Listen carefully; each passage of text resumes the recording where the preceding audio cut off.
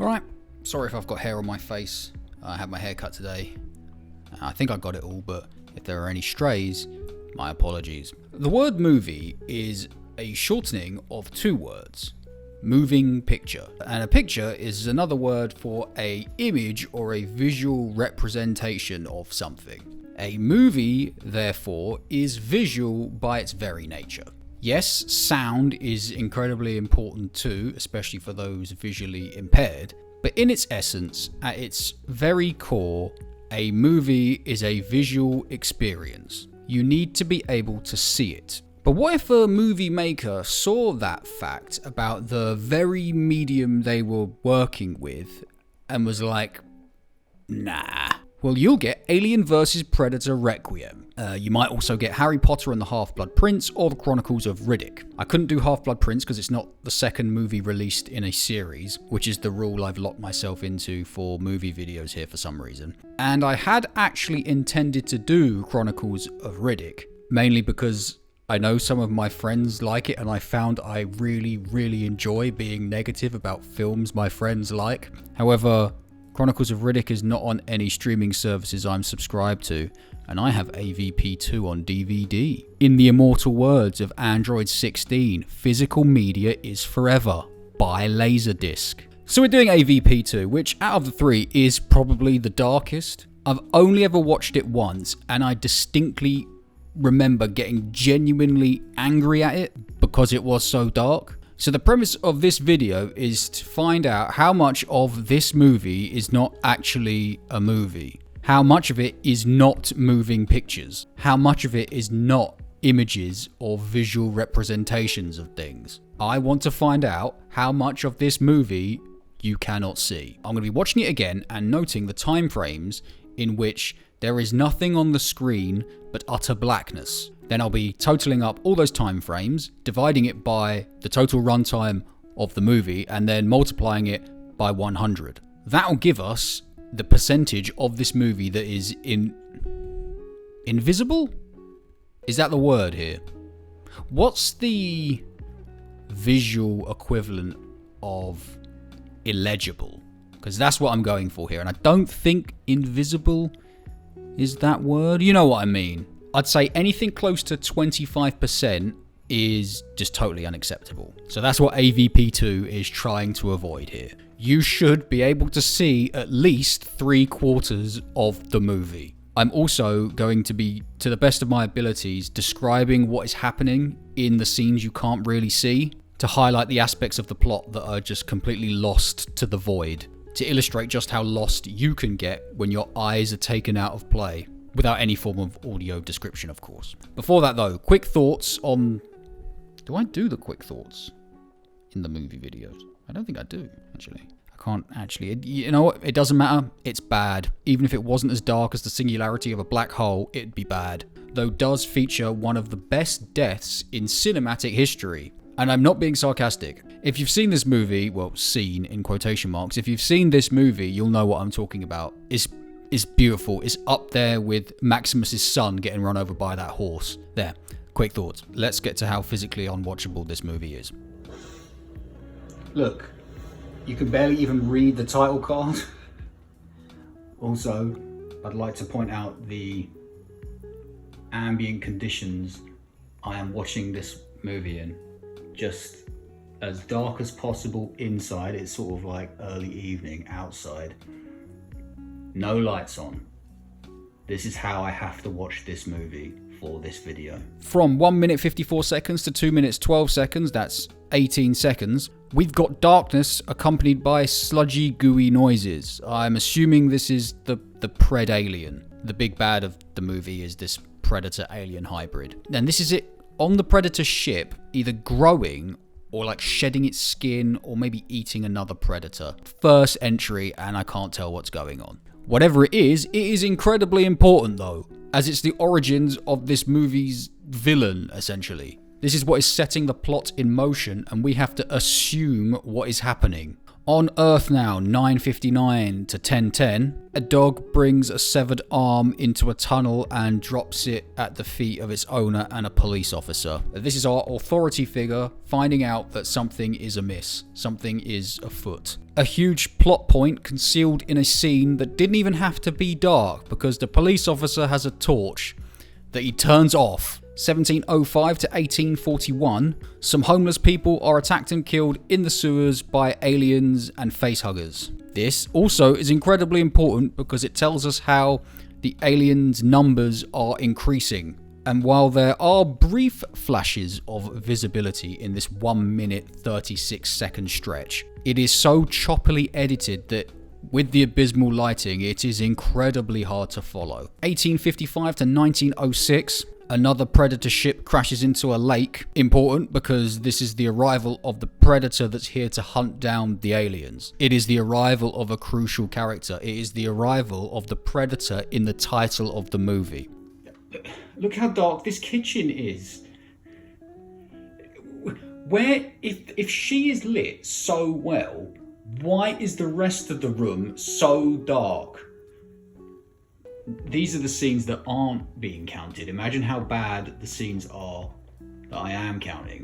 1941 to 2117, the Predator that just arrived is moving through the woods and inspects the first crashed Predator ship. This section made me laugh because there's a bit where the Predator takes off its helmet to do the big scary Predator face reveal, and you could barely see it. You can't see what the Predator's doing as it's walking through the woods, as it's moving about the ship, as it's interacting with the dead Predators on the ship. Even with that famous Predator infrared / thermal / night vision, it's still hard to tell what's going on. 2620 to 2837, that's 2 minutes and 17 seconds, our longest stretch so far. Two guys with torches go into the sewers to find some car keys. That much is clear. Every other weird alien thing they find down there is not. At this point, I am quite sick of seeing my own reflection in the TV screen. 3147 to 3205, a policeman is chased through the woods and killed by the Predator. 3541 to 3658, in the sewers again, the Predator tracks down some face huggers and finds some of that H.R. Geiger alien biomass stuff. 3820 to 4028, Predator's still in the sewer, still looking for alien stuff. Gadgets come out and the music swells and Predator fights a bunch of aliens and it's all action-packed and you can't see a single frame of it. This is important, one, because it's our first proper action scene in this action movie.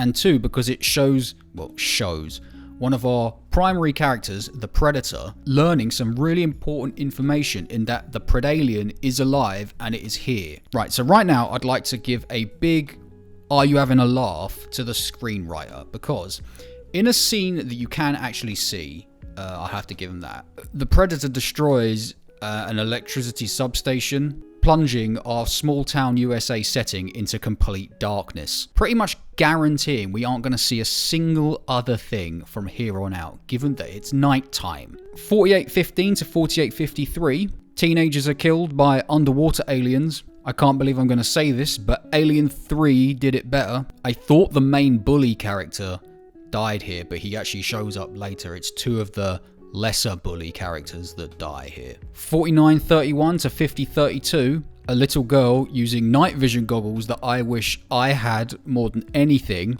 sees an alien outside her window and it proceeds to eat her dad. 5303 to 5342, a policeman and the closest thing to our main character investigate the swimming pool where the teenagers were killed, finding evidence of their deaths. This is the primary characters finding out there are monsters in their town. This is the moment of truth. This is the midpoint shift. One of the most important points of a story structure, and we can't see it. 5447 to 5712, an injured Predator walks along or maybe climbs a tree. The camera is moving in this scene, but it's so poorly lit that it actually gave me car sickness watching it. Like my brain knew there was motion happening, but my eyes couldn't see it. Crossing the hour mark, 1 hour 2 minute 39 to 1 hour 4 minute 10, a scene in a pitch dark hospital. The Predalien stalks about and a lady asks, when are the lights coming back on? When indeed. This is setting up the setting for the finale and explaining why there will be threats there too. A setting we can't see and threats we can't see. 1 hour 4 minutes 55 to 1 hour 6 minutes 33, an action scene in a gun shop. More incomprehensible action in this action movie. I think someone gets hung upside down here. I can't tell, but the bully character does die now, getting his face melted with alien blood. An effect that, if it was good, I'm sure you wouldn't want to cover with darkness. 1 hour 6 minutes 33 to 1 hour 7 minutes 26, back-to-back scenes of utter blackness. I split them in two though because the physical scene setting does change. We're back at the hospital where the aliens have taken over, and yet there are still somehow doctors just waddling around doing their rounds. 1 hour 9 minutes 45 to 1 hour 10 minutes 48. The Predator arrives at the hospital in the darkest scene yet, especially the establishing shot. It is laughably dark. A lot of the establishing shots are like this actually, which means this movie essentially functions without them. It doesn't function very well, but it does exist and answers the question, what would happen if a movie didn't have establishing shots? 1 hour 14:51 to 1 hour 15:38. More hospital stuff. Our good guys getting inside. I thought it was the Predator at first. A sad state of affairs when 6 humans can be mistaken for one giant alien. 1 hour 15:59 to 1 hour 19:54. Our heroes scuttling about. Guns are fired. Aliens are sliced up and you can barely make out any of it. Even that amazing kill I mentioned earlier, that happens here in a very brief flash of visibility. That was the love interest dying, by the way. And I should also add, this is the climax. Imagine if John McClane and Hans Gruber outside the vault was just in complete darkness. 1 hour 20 minutes and 14 seconds to 1 hour 21 minutes and 14 seconds. On the hospital roof. Somehow one of our heroes has gotten hold of a Predator gun. I genuinely don't know how. I didn't see it happen, but then again, I didn't see a lot of things happen in this movie. That is the point I am trying to make here. 1 hour 24 minutes and 12 seconds to 1 hour 27 minutes and 22 seconds. The climactic battle between the Predator and the Pred-Alien. The finale. The end of the movie featuring 2 creatures whose designs must have taken hours and hours of work, and we don't get to see any of it. Also, in not being able to physically see the end of the movie, we don't get a single ounce of payoff. It's like, I guess we won. And would you like to know what happens after the 1 hour 27 minutes and 22 second mark? What stops the darkness? The town is nuked. I'll tell you, I've never been happier to be bathed in the glow of an atomic weapon of mass destruction. And that's the end of that. This version of the movie that I watched had a runtime of 91 minutes and 2 seconds. I counted 28 minutes and 32 seconds of darkness. 28 minutes and 32 seconds divided by 91 minutes and 2 seconds times by 100 equals 31%. 31%. You cannot see 31% of this feature film. That is nearly a third of the movie and blows away that 25% threshold we came up with earlier in the video that I thought we wouldn't hit, I should say. This feels like something an American would have calculated when this movie first came out in cinemas and then sued the cinema and the studio for not delivering a full product. And they would have had a case. They probably would have won. There's clearly grounds to stand on here, and I understand things like ambient lighting and tone setting, and I understand that if your budget isn't massive, you want to sort of cover up the less than great visual effects. But this, 31%, is too much. It is shameful. I'd now like to read you something they had the gall to put on the front of the DVD case. More action, more terror, not seen at cinemas. Not seen at cinemas. Well, as we've just worked out, more like not seen anywhere. Oh, and as the final nail in the coffin, the audio descriptive feature, a feature this movie should come with as standard, seems to be just as aware of how bad the lighting is as we all are now. An armored predator stands at a dimly lit medical workstation surrounded by metal equipment. Dimly lit is right. Hello. Thanks a lot for getting to the end of the video. Like and subscribe. New glasses? No. Old glasses. I lost my new glasses. Fortnight's time. Pokemon Adventures number 2. I'll see you there.